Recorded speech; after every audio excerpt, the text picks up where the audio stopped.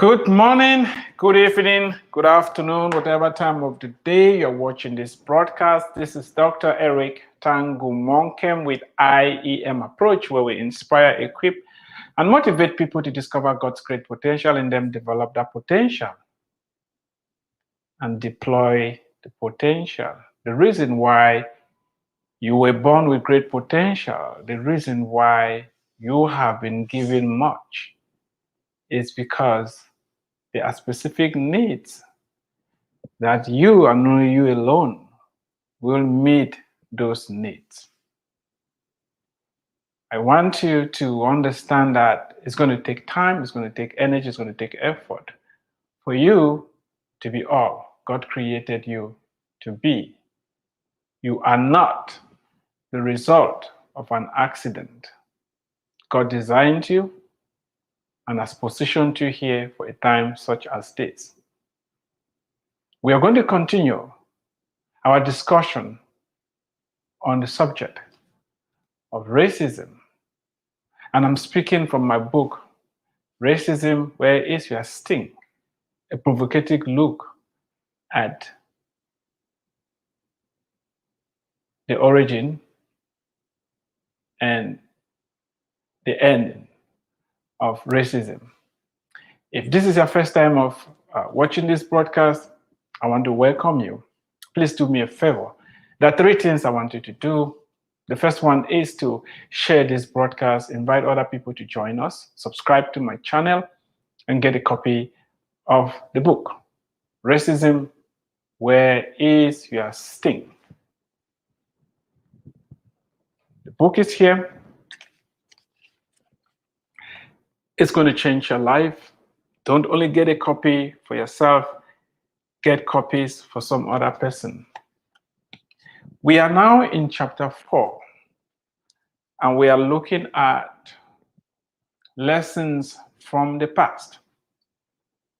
We've been looking at the life of Joseph because he suffered a lot, both from his brothers and the society. He was sold into slavery by his own brothers. He was forcefully accused and sent to prison for a crime he did not commit. He was discriminated against. However, Joseph rose up above all and became the prime minister of Egypt. Or you may dismiss this to say, oh, these are just some fairy tales, and how can a story like this help me? Well, there is a lot in the life of Joseph that I think if we can learn and apply, it's going to do us good. Some of what we've seen so far regarding the life of Joseph is that he had a good understanding of the big picture. In other words, he was not just limited by what was happening to him. He saw God's bigger plan for his life and the life of his people. And that is why he was able to tell his brothers, what you meant for bad, God has used it for good. You sold me thinking that I was going to die, but God was sending me ahead of you to prepare a remnant, to prepare a place, to save the whole family. Joseph understood how to live above his circumstances. He made the most with what he was having. His gift was interpreting dreams. And while he was in slavery, in prison, he used that gift very effectively. And that gift brought him before kings. So the other thing that we've learned is that your gift will bring you before kings. And that the shortcut to prominence is by solving problems. Nobody ever solves problems and remains hidden. If you identify a problem and provide a solution, it's going to bring you the breakthrough that you need. And the last time we talked about, with God on your side, you are the majority. That is something I learned in the life of Joseph. He was obedient to God. He was a person of, and he didn't let his circumstances prevent him from standing on his own and standing with God. If God be for you, Who can be against you? If God be with you, you are on the majority. Now, today I'm going to be talking about you can rise above institutionalized discrimination. You can rise above institutionalized institutionalized discrimination. Today, there's so much talk about discrimination being institutionalized, and a lot of people complain that the system is rigged, the system is against me, the system. Well, people might rightfully talk about the lack of access to jobs, opportunities, healthcare, and upward social mobility. People of color, people of color are unlikely to be appointed to occupy a certain position in some countries. If you are sitting from a certain ethnic group, you cannot occupy certain positions as well. As I speak, Cameroon, the country where I was born, there is an armed rebellion going on there right now. There's a civil war, whatever you want to call it, because the minority speaking Anglophones or the English speakers that constitute two provinces of the country are in minority compared to the French side that has 8 provinces. The English are accused in the French side of marginalizing them, not giving them access to jobs, access to ministerial positions, and making them feel as if they're second-class citizens. So the Anglophones, they want to break away from the country and form their own country where they will have all the freedoms and everything that they want. Institutionalized discrimination. It is not easy to overcome institutionalized discrimination. It is not easy to overcome it. Where some people are calling it systematic racism or whatever name you label it. The issue is, it's very difficult. However, don't end at it is difficult. However, Joseph's life demonstrates to us that it doesn't matter what society says, it doesn't matter what the laws in place are, it is possible to rise up to overcome whatever institutions that are there that are preventing people from reaching their full potential. And now, how do you go about that? How do you rise up again above the limitations that society is placing upon you, the limitation that the institutions of society are placing upon you? This is what you do. Instead of focusing on what is being done against you and all the roadblocks that you have to overcome, focus on discovering your gift and perfecting it. Instead of focusing on what they are doing to you and against you, focus on your gift and start perfecting that gift. Everybody has a gift. Joseph was a slave in Egypt. The Egyptians considered the Hebrews to be detestable. They could not even eat with them. However, his gift was interpreting dreams. He used that gift in prison, and that gift opened the door for him. You need to know your gift. You need to find it because each and every one of us has a gift. Find your own gift and start perfecting it. Find your own gift and start perfecting it. Quit complaining, quit making excuses because it is futile. It doesn't help at all. The way forward, the way out is to be a problem solver. You must rise up above your circumstances. You must be about solving problems. Well, some of you are going to say, oh, so what? You're just being an idealist. You need to face reality. What is the reality? The reality that you're complaining and grumbling, how has that helped you? Joseph didn't do that. There was no committee trying to free him. He focused on what he was good at. And eventually it made a way out for him. As idealistic as this may sound, this is the only hope that we have to defeat such hatred, ignorance, bigotry. You cannot win this war by complaining and letting the action of others push you into anger and self-pity. If you listen to my previous broadcast, I stated clearly, you are created in God's image and likeness. You don't let other people define you for you. You don't let other people's expectations become your reality. You need to believe what God says about you. The amount of melanin in your skin does not determine who you are.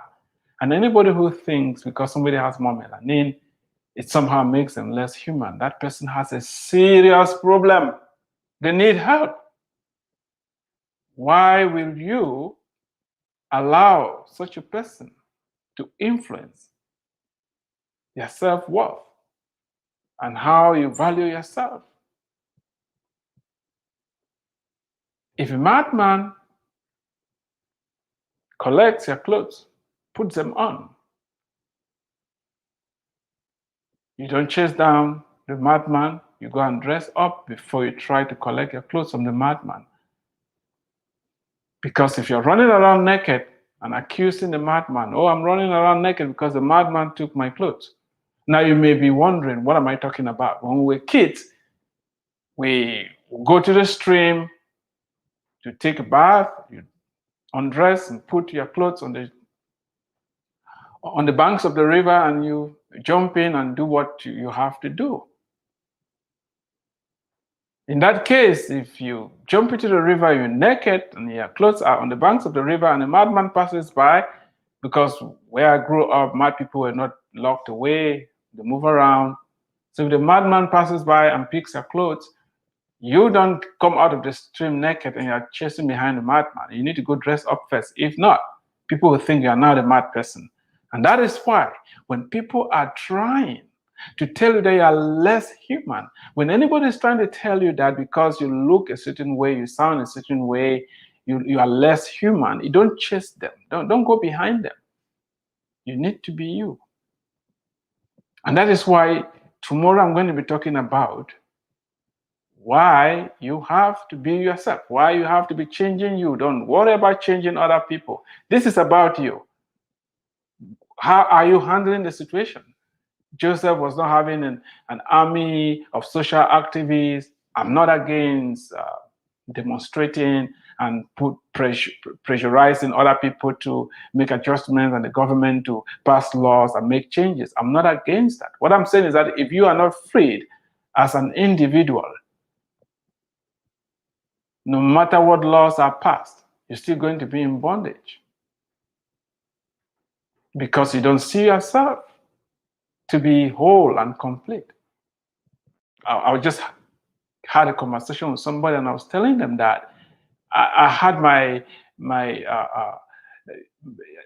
aha moment while I was in it just dawned on me that just get along with the program, and that it wasn't a mistake for me to be born in Africa, and it's just something that I started thanking God for and celebrating it, because God doesn't make mistakes. I'm going to touch more on that. Anger and self-pity is deadly. Don't dwell there. Don't blame people. Joseph refused to blame his brothers. He told them, don't blame yourself for selling me here. God sent me ahead of you. It sounds as if it's double talk. But Joseph understood that at the end of the day, what matters is what God is saying and what God is doing and what God's plan is. See, Joseph had every opportunity to complain about the Egyptian society. Yeah, he had every reason, justifiable.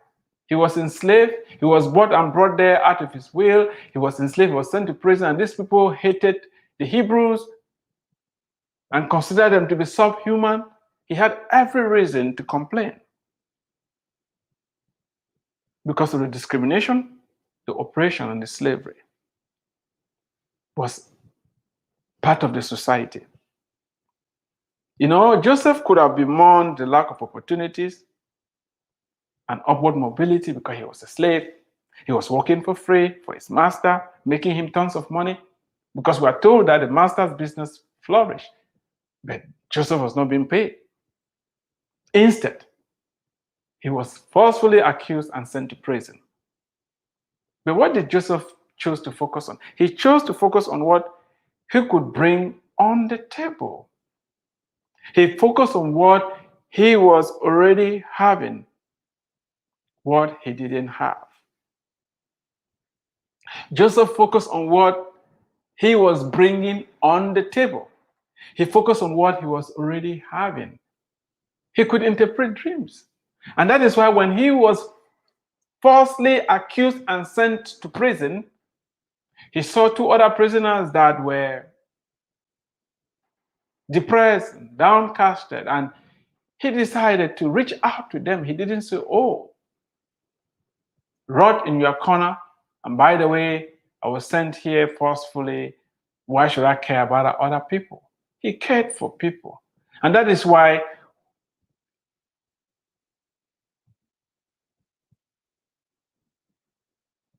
this approach, please listen to me carefully. I'm pleading.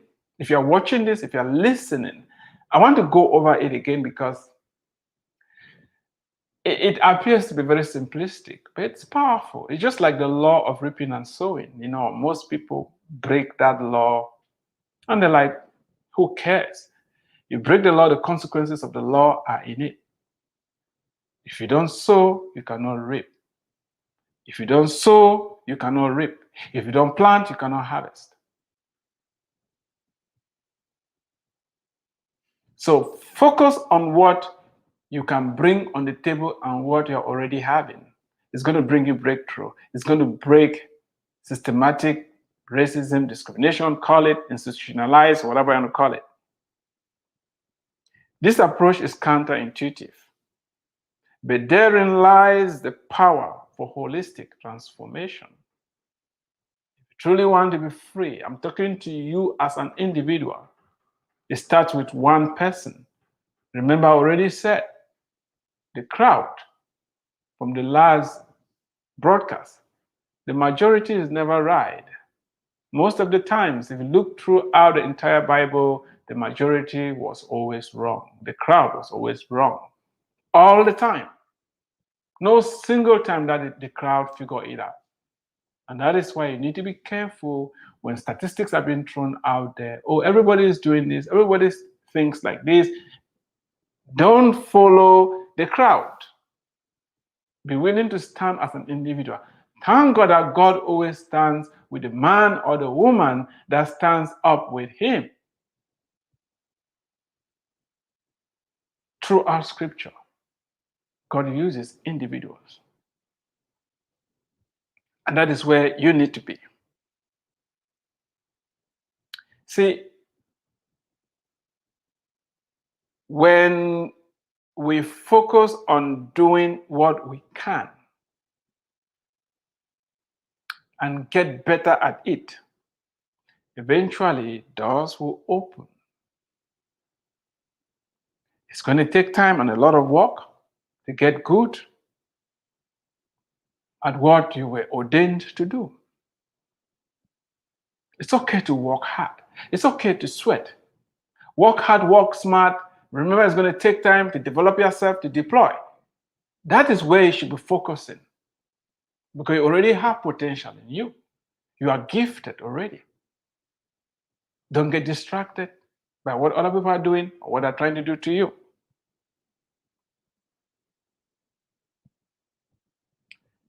When individuals begin to walk in this truth and start rejecting the lies that have been fed to them about who they are, what they can or cannot do, nothing,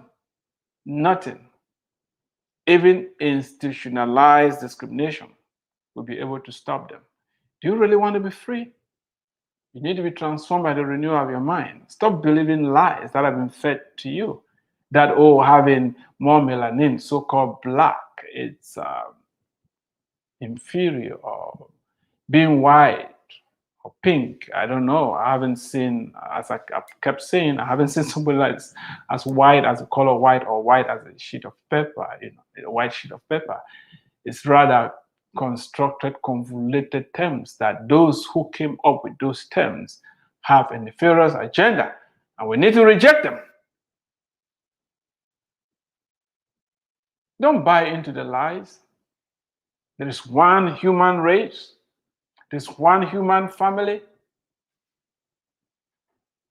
We are all different, but it doesn't make anybody superior to another person. It doesn't make anybody more human than another person. If you believe that, you are living in a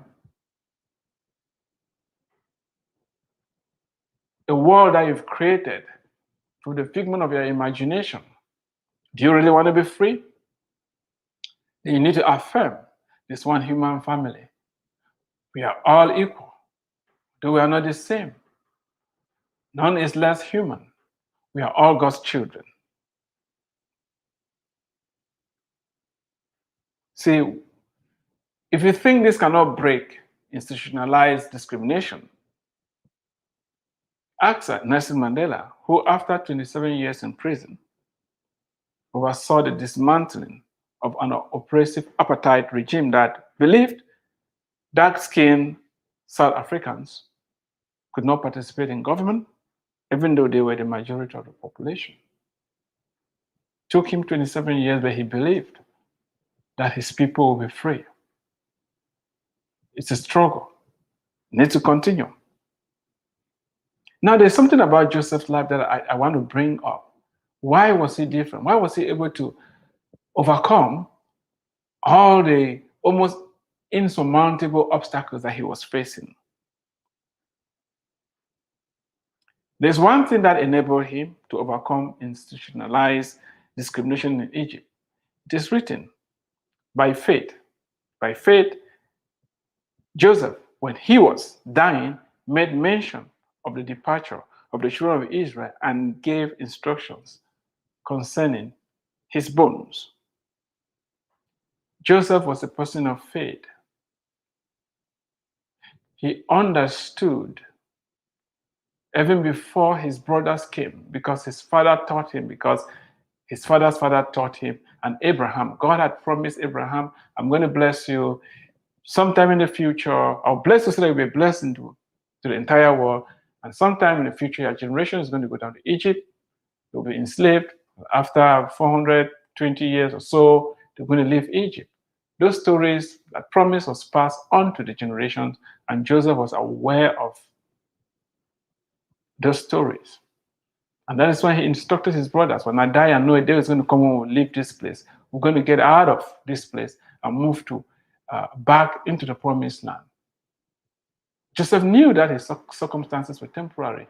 He understood that God's promise was bigger than whatever institutionalized discrimination the Egyptians had against him. That is how he was able to overcome that. That's why he was able to rise up above everything his brothers did to him and everything the institutions of Egypt did to him. Why are you at the mercy of human institutions? Why do you feel so helpless? Do you really know who you are? Do you understand God's agenda for you? Do you understand God's plan for your life? Do you understand where you are coming from and where you are going? You need to know all that. You don't have to allow other people to define it for you. I mean, I tell people all the time, you can't stop me. I don't care what you think about me. It doesn't matter. It's immaterial. I don't care.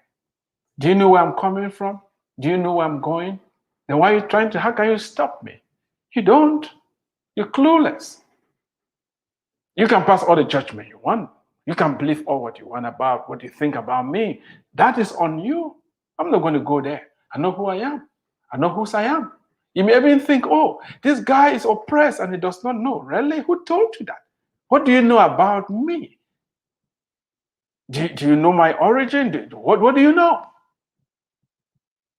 We need to be very careful when we look at people and we pass blanket judgments, we put them into categories and we classify them. I posted something the other day and some guy was like, oh, you come across as if you are black, but you are not black. Really? You expect me to talk in a certain way and behave in a certain way because you place me in a certain category? How dare you? How dare you think for me? How dare you expect me to behave in a certain way because I look in a certain way? Really? You must be kidding. You must be kidding.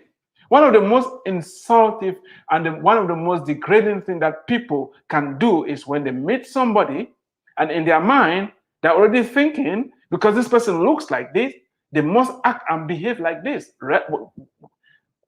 Do you know me? Have we interacted before? Why are you judging me before ever knowing me? We need to stop it. It starts with you. When you meet people, get to know them, talk to them, ask questions, understand them. And if they mess up, you can say, okay, this guy messed up. I was hiking the other day in Colorado and I met these two ladies.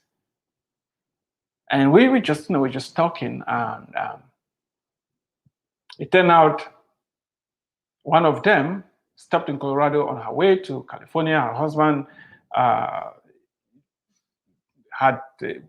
was having a job, a new job, professor in quantum physics, and moving to California. We were just talking, and they wanted to take a picture. I'm like, okay, we're going up the incline up in Colorado. So I took them a few pictures, and we just got friendly and just talking to each other. And then I told them, I'm a geologist. Geology teaches a lot about issues like racism because we don't use the color of minerals to identify minerals. It's not very reliable. And we, just move from there to, so we just had a conversation and I told them, no, if I didn't tell you that I'm a professor, if I didn't tell you that I'm a geologist, I didn't tell you anything about me, you could have easily just thought, oh, this is another, whatever. This guy just coming from the hood or something. It's very dangerous. We must stop it. You have to stop it. If you don't know about people, go learn about them. Ask questions. Get to connect with people. Get to know them. Don't be lazy by just assuming that, oh, because somebody looks like this, they are all like that. It's very insulting. It's very stupid. It's very foolish. Stop it. And you who is believing all the trash about you, is that really who you are? You believe nonsense that people have been telling you about you, and you're trying to act it out? You need to wake up. It's very important. Now, while it is important, I was making all this point to say that without faith, love, and hope, we are all doomed, because these are the qualities that can change hearts and keep us going, even when the hearts have not yet been changed. So if you have love in your heart, you have hope, you have faith, it doesn't really matter what is happening around you. You can take this to the bank. It won't fail you. There are three things that will last: hope, love, and faith. And the greatest is love. And that is why we've not been given a spirit of fear, but a spirit of what? A sound mind, of love. If you have the Spirit of God in you, I don't say if you say you do, if you have it and you're not manifesting it, then maybe you're having a different spirit. Conversation for another day. Why it is important and necessary and critical and, to dismantle all the institutionalized discrimination, you do not have to wait for this to happen for you to walk in your calling. Slavery was not banned in Egypt for Joseph to become the prime minister. I know this can be taken out of context and blown into proportion. I didn't say slavery is good. I didn't say that the institution of slavery should be maintained. I didn't say that. I'm just saying that even when slavery was being practiced in Egypt, Joseph still rose as a slave. And even here in the United States, we have a few exceptions of people. Slaves are not allowed to read, but some people still figure out a way around it. I want you to be thinking, I'm going to be the exceptional one, because we are all exceptional. Don't talk about the other people. Don't talk about the masses. Talk about you. What are you doing? What are you going to do? It's on you. You don't have to wait for everybody to change for you to change. You don't have for everybody to have hope for you to have hope. You don't have to wait for everybody to have faith for you to have faith. You don't have for everybody to believe in you for you to start believing in yourself and what God has placed in you. It starts with you. It's very important. Don't get distracted. Joseph understood that being in Egypt was not the final destination, and that God had a bigger and a better plan. Do you see the bigger picture? Where are you going? Why are you here? What is driving you? What is your agenda? What is your mission? Oh, please listen to what I'm about to say. It's life changing. It's going to change your life. There are many things about your life that you had no control over. Many things about your life that you had no control over. And it is going to take faith in God for you to understand how to navigate your way forward. There are many things about you that you have zero control. Zero control. For example, you did not choose your parents. I didn't choose my own parents. When and where you were born, you had zero control over that.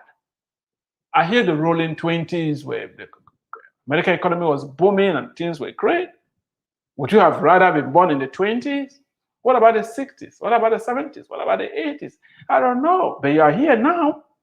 You didn't choose the generation or dispensation to be born in. Then why are you worried about it? Who told you that is a problem? You did not choose to be born in Africa, or you did not choose to be born in America. You did not choose to be born in Europe, or wherever you were born, or China, Japan, Indonesia, Malaysia, Singapore. I don't know. You had zero control over that. Why is it a problem? Who told you it's a problem? Where did you get it from? How do you know it's a problem? You've been listening, right? You've been listening. Are you listening to God? Or are you listening to what people are telling you about where you were born or who your parents were? Why are you believing a lie? God doesn't make mistakes. There's a reason why you were born in a particular place. You were born with a particular gender. Why are you trying to change it? You were not consulted. Why are you trying to change it? Let me share with you the danger of not embracing those things you cannot change. And that is where the greatest problem is. As I told you, when I was still in Africa, it just dawned on me. The best thing that ever happened in my life was being born in Africa to a particular parents in a particular village at a particular time. It just dawned on me. This is the best thing ever. And I started celebrating and worshiping God for it. Who told you I have liability? Being born with more melanin is a liability. Who told you that? Who? Says who? Says who? What makes it a liability? You know, I wrote a book, Coming to America, A Journey of Faith, because I wasn't born in America, right? It's not a liability. It's very important to start letting go of those things that you don't have control over. You can bleach, patch your skin color as much as you want. It's not going to change how you feel about yourself. It's not going to change what you believe about yourself. If you think pigmentation of your color can change you, can limit you, then you are in deep doo-doo, you are in deep trouble.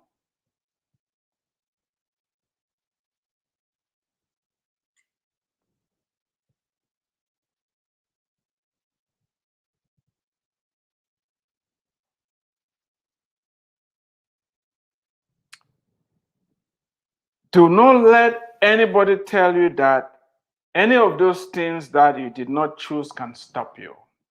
Please, life would be very unfair if what we had zero control over becomes our nemesis. You may say that it's happening. No, it's what you believe. Your belief system is what is actually promoting the outcome, prompting the outcome that you're having. Now listen to this now very carefully. The things that you cannot stop, the things that you don't have control over cannot stop you. Now, this is what can stop you. The things that can stop you are the choices you make and what you believe about yourself and your abilities. Okay? The things that can stop you are the choices that you make and what you believe about yourself and your abilities. In other words, those things in your life that you have control over, those things in your life that you can change, if you don't change them, you are in trouble. You need to change how you believe about you. How do you see yourself? Whole and complete in God. What do you believe about your abilities? That you can do all things through Christ who strengthens you? What do you believe about yourself? What do you believe about the love of God for you? God who did not spare his only begotten Son, but gave him up for us. How much more alongside with him will he give us all other things? What do you believe about you? That you're just the result of some cosmic accident. You are here as a result of some chance, random, whatever. Then what is the purpose of your life? Where are you going? What is the purpose of life? Why do we even bother talking about these things? Why do we even bother getting along with each other if survival of the fittest is just what is really driving everything? If it's all about survival, then why are we complaining then? Why are we complaining? If it's just survival, no? Strongest, get rid of the weak ones and you survive. It's all about passing our genes to the next generation. Why are we complaining? Why do we need to get along well? If it's all about survival. It's important. Identify those things that you can change. There's a lot that you can change. You can change the books you read. You can change who you listen to. You can change what you watch.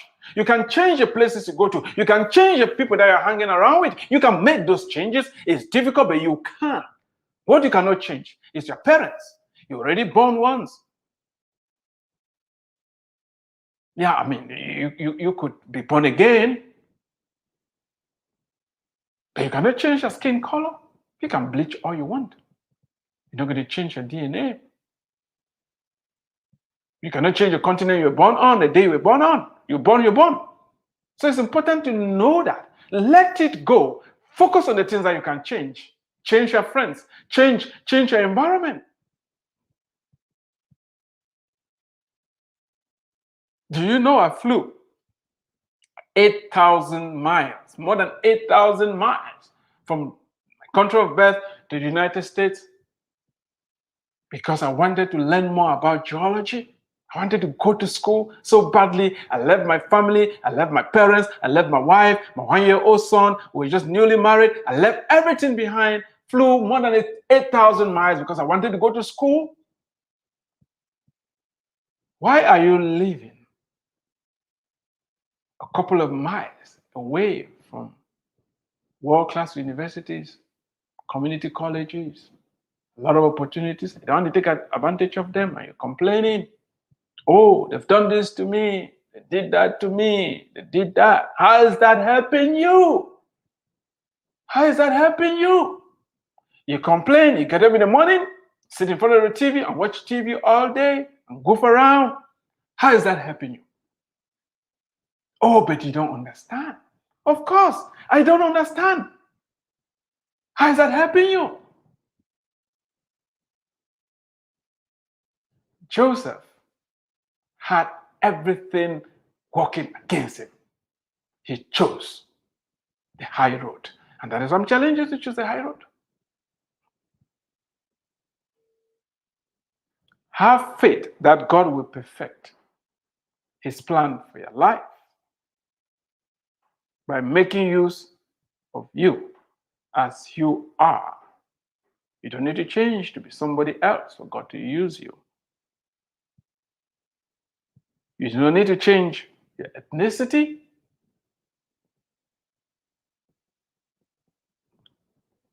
or skin color to fulfill your destiny.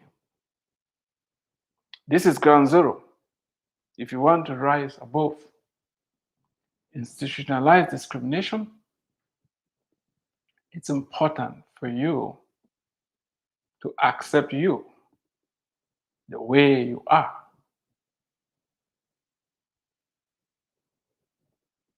It's very wrong what's going on with critical race theory,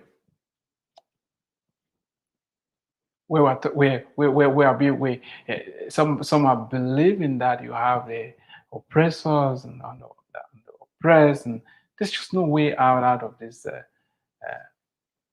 vicious cycle.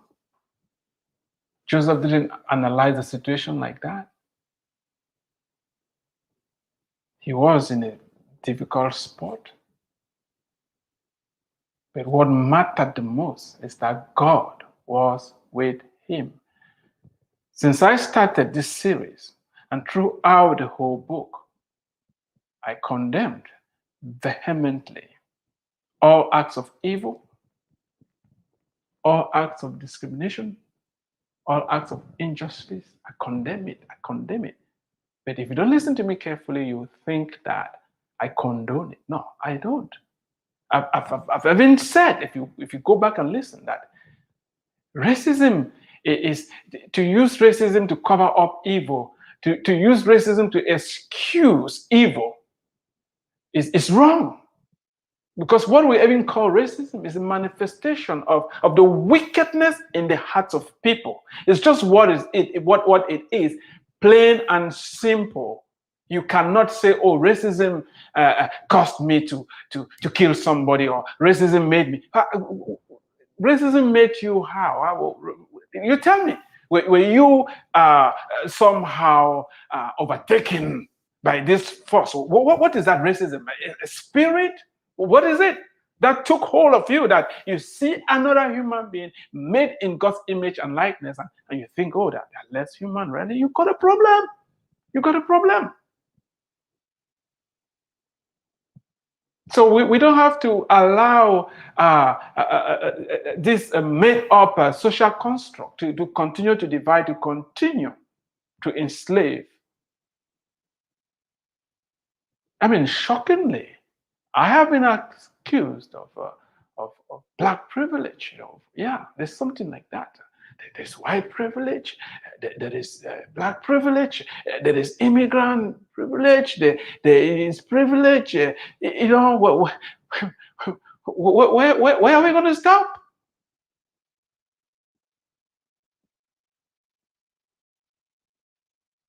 God has a plan for your life. Identify it. God has equipped you. God has gifted you. Identify it. Use those gifts. Focus on those things that are under your control. You can work out. You can eat right. You can exercise. There's so much that you can do to change your life. Can you focus on those things, please, and take care of you? And every other thing is going to fall in place. Seek first the kingdom of God and his righteousness. And all these other things are going to be added, isn't it? Seek first the kingdom of God and his righteousness. And that's precisely what Joseph was doing. That is why, instead of hating his brothers, instead of looking for revenge, instead of staying in anger, bitterness, and resentment, he forgave them. Unfortunately, we are being taught this day, critical race theory is sanctifying hatred, is sanctifying unforgiveness. And now they're trying to whip up white guilt. Why? We've not received the spirit of fear, but of love, for sound mind.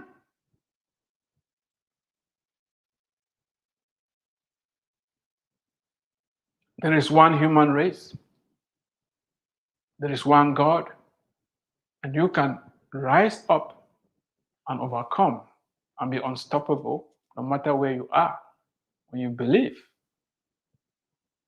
and step out in faith that the way God created you, He can use you like that. Thank you so much for watching. Remember, get the book, read it, spend some time, read it slowly, analyze the information. If you have questions, get back to me. Let's have this conversation. We must continue to shine our light, because light will always overcome darkness, no matter how thick the darkness is. I didn't tell you where you can get a book. On my Amazon, you can get it on my website, iemapproach.com, erictangumonkem.com, Kobo Books. I mean, wherever books are sold, you can have a copy of the book. If you want an audio copy, you can as well grab one. And if you cannot afford the book, send an email to me, reach out to me, call me. My number, you can find my number on my website, iemapproach.com. The link is below this video. You're going to find a way to contact me there, and let's have the conversation. You can make a difference.